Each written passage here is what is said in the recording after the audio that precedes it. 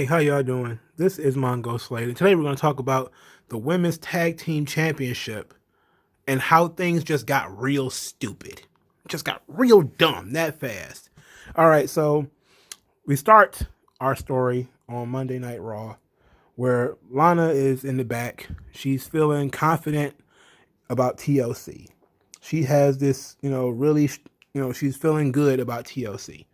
She was not feeling good about having a one-on-one match with Nia Jax. So Asuka, through broken English, gives her this great pep talk about, basically, the fact that you're afraid and you're still willing to go forward and do it proves that you're brave. And she was proud of being her partner. And Lana was like, yes. And they go out and they have the match. And I couldn't tell you. Couldn't tell you what happened in the match, man. I did not expect much of it. Lana is not good. Nia Jax is not good. But they told a decent story through camera work. Asuka's in the back cheering on Lana. Lana's in the fight for her life against Nia Jax, barely surviving.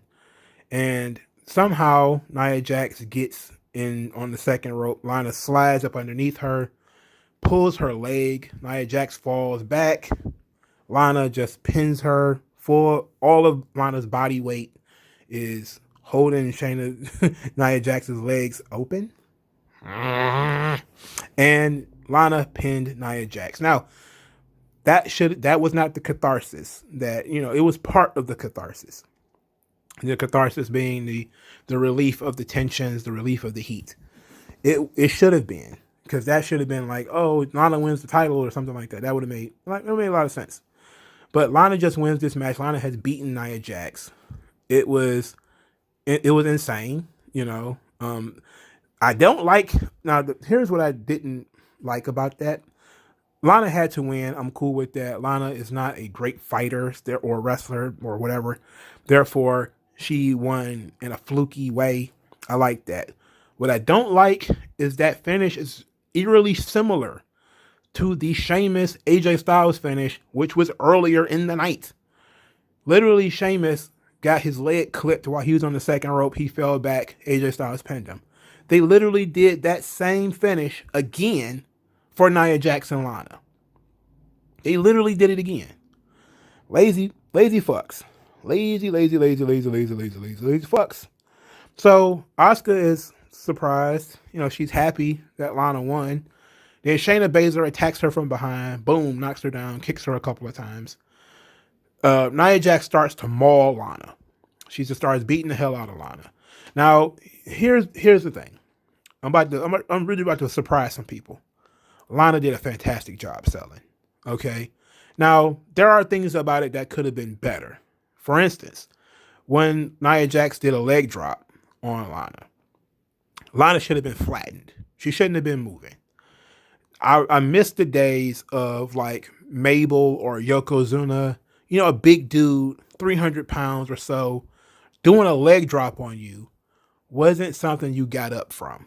It was something that was flattened, that flattens you, but I think we've kind of just lost. And plus, Nia Jax's leg drop did not look good, but it was safe. That's the point. Look, we don't need for Nia Jax to do the best leg drop in the business and she fuck it up and kill Lana. That's not what we want. We wanted to get the visual of Nia Jax going up in the air and coming down on Lana. That's what we wanted. And that's what we got. So we didn't get Lana flattened, but what we did get is Lana crippled, which was badass. You had the two of them beating the hell out of Lana. Shayna Baszler is down there. They beating the hell out of Lana. They twisted her ankle and they doing leg drops on her ankle, and Lana is crying and begging them to stop, and it's not happening. They just destroyed Lana, and I loved it. I thought it was fantastic, a way of putting Lana double in the hole. Like I said before, I talk a lot about storytelling. You put the hero in the hole. You push them off the top of the mountain. They roll down, have to fight their way back up. Lana has beaten Nia Jax. So we kind of saying like, okay, now Lana might be a little too competitive. They might start taking her seriously now. So now we're going to be serious. And a serious response from somebody who is vicious and violent like Nia Jax and Shayna Baszler is to cripple your opponent. Makes perfect sense. So Lana starts to dig herself out of the hole. Instead, they put their foot on her forehead and push her back in. I like that idea. What I don't like is just a few hours later, we find out, oh, Lana can't wrestle. Lana's out of the match at TLC. Asuka has to pick a new partner. I say, what the fuck? What the fuck? What are you talking about? This is Lana's story. You can't do it without Lana. You can't do it. This does not work without Lana.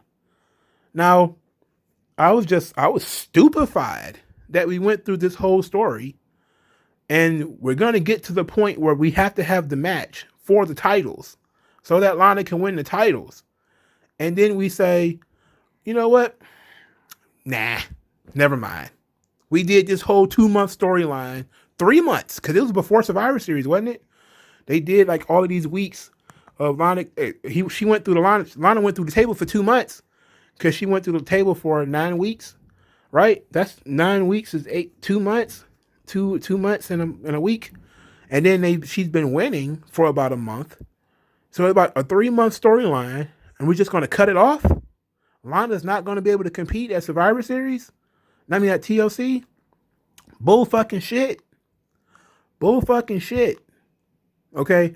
Now, I can't believe, and I'm not the only one, but I cannot believe WWE is making us angry that Lana can't perform. Like, that's fucked up in the head. Like, how fucked up do you have to be? Like, people for weeks have saying Lana shouldn't be wrestling. Lana shouldn't be in this match at all. Lana sucks. You shouldn't be pushing Lana. Why are you pushing Lana?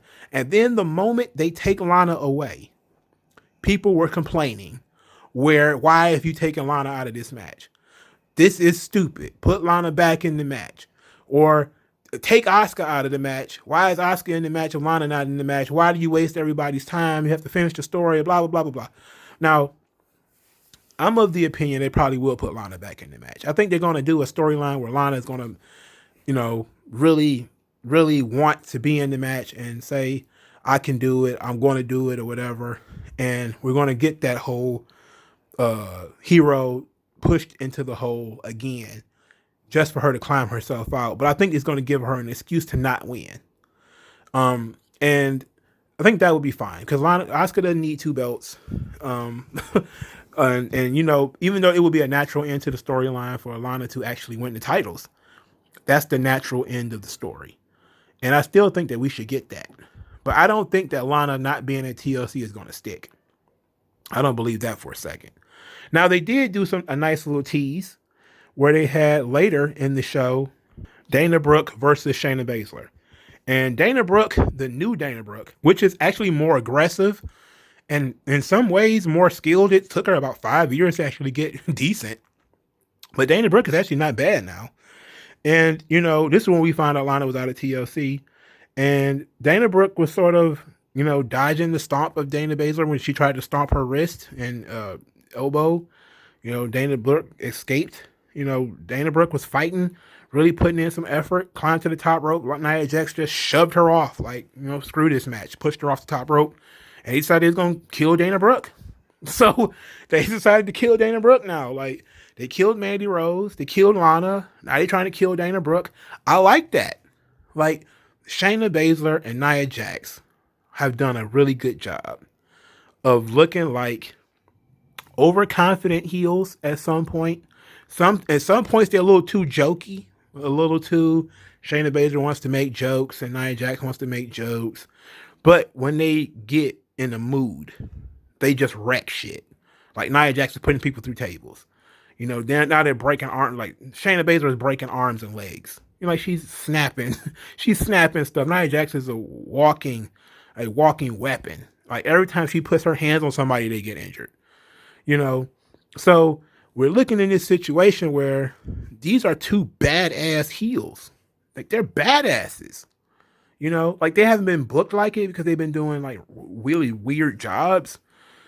But when it comes to just like post-match destruction, you'd be hard pressed to find 2 people that have been more on a warpath than Shayna Baszler and Nia Jax. And it's been going on for a while. Like, the whole thing with, again, it's been 3 or 4 months of them just basically putting people in the hospital. Like, that's some good shit. Like, that's some really good shit. Like, you just have them getting a hold of somebody. You're going to put them through a table. You're going to stomp their arms. We're going to send them home. You don't have to challenge for our belts. I mean, this is the second time, right, that they have injured somebody right before a title match just to get this person out of the way. Because Mandy Rose and Dana Brooke were supposed to get a title shot. And then Nia Jax haphazardly broke Mandy Rose's wrist or whatever the hell. And she injured her somehow. I forgot what it was. And then Dana Brooke had to get out. That's how we got into this Lana storyline in the first place. Even though I think we was in the midst of the Lana storyline anyway. And now we're doubling back. So this is an interesting story that we got here now. So Dana Brooke is in this trouble. She's in danger. And then here comes Mandy Rose, fresh from her injury, with a kendo stick. And man, she started waylaying, and she started waylaying that kendo stick on Shayna and Nia Jax, and it was like, okay, all right. I started seeing in my mind, okay, I see what we're doing here. We're just gonna have Asuka back out of the match and have Mandy Rose and Sonya Deville, Mandy Rose and Dana Brooke take their owed title shot. Even they're gonna get that title shot at TLC. Gonna put Lana on the back burner for a while, but because Mandy and Dana Brooke are owed a title shot, if I remember correctly, they didn't get their mandated title shot. So that could have been cool. Then Asuka runs out there, and Asuka and Dana Brooke and Mandy Rose beat them up. It was great. Now, Asuka, Dana Brooke, and Mandy Rose are friends. They were friendly, I believe, before Survivor Series, weren't they? I think Asuka is the one who named them the Sexy Muscle Friends or something like that, because that sounds like a Japanese thing. Sexy Muscle Friends sound like a fucking manga. That just sounds like, I saw the tweet that said Sexy Muscle Friends. And I was like, what the fuck is that? And I remember like, oh, okay. Asuka did call them the Sexy Muscle Friends, as they was looking for a tag team name, and nobody came up with anything.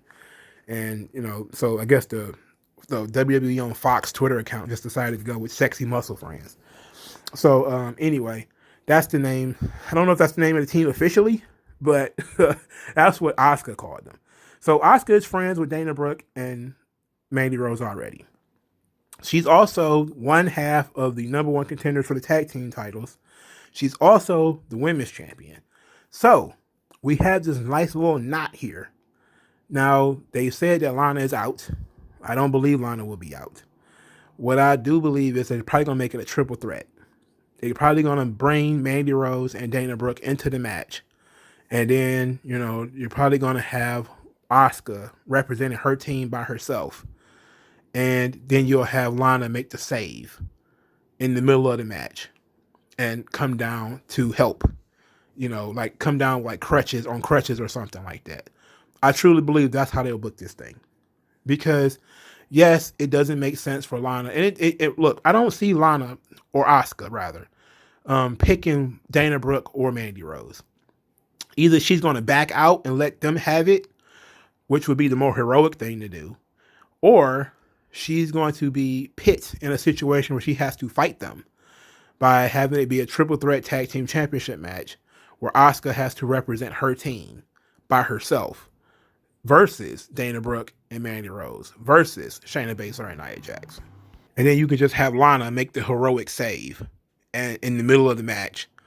And, even if she doesn't get the pin, she just gets there to be a distraction.